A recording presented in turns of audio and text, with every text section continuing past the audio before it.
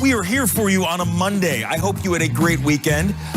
To Jan and Diego, who saw me out and about in Shaw over the weekend and say they love the show. They DVR us every week. They're big fans of you, too. Oh, wow. Me, not so hello. much, but yeah. Thanks for watching. Hi, guys. And Britt's here, too. Hello, Britt. Hi. Yes. Good to be here. They're big fans of us to know. Hi, Britt. Obviously. We got a lot to get to tonight, so let's fire it up and get rolling. I not to interrupt, but I think they would still, the Super Bowl would still be the Super Bowl in terms of ad dollars, Saturday or Sunday night. Switch something that's really ingrained in our culture at this point. It's Super Bowl Sunday. I don't know. So I'll comment later.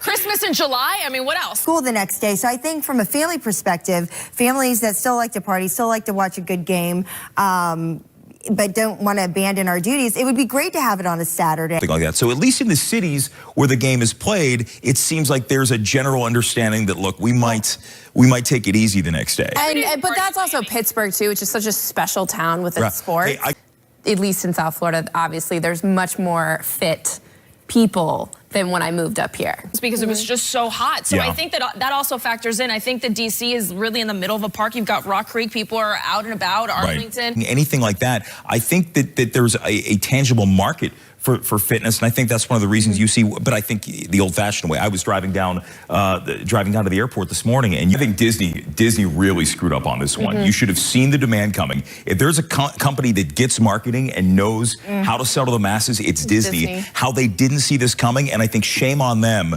because of their shortcomings. Brad Pitt, watch her take her, do her acceptance speech from backstage and look so lovingly. You kind of want it to happen, but yeah, whatever. I think they're both like, why? Why is this such a fixation for people? But it is like, this is what we like. We like soap operas, we like dramas, and this is real life. And even the director likes it. They cut away to Jennifer Aniston as he's getting, the acceptance speech. So not that Brad needs. Can you imagine? That would be the end of the Daily Mail. Yeah, the end. Shut down. Yeah. All right. On to more pop culture news now, and Chris Hemsworth. Thinking, get your head out of the gutter. I can see where you were going. There's another Hemsworth out there. There's Liam, so something happens to Chris, at least you have another one. Yes. I've been following that. Yeah, but Miley really screwed that one up. We already know what can happen. Right? All right, let's move on. No Hemsworth slander. Before this gets any weirder, let's move on and talk about something very weird. Madonna. She plan your night up, but that's the thing. You plan your night around something. Like if you're a parent, you have somebody come over and watch the kids. Maybe you go out to dinner.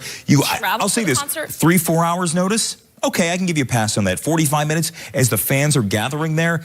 Like, she's 61 years old. Why hasn't she become one of the Vegas people to have a residency? I'm sure we were talking about she sold out these concerts. But you know what you're going to get, so you shouldn't be surprised. That's why I kind of like, I've never been a huge Mariah Carey fan, but I kind of like this new iteration of her. It's just like, here I am. And she knows that it could help.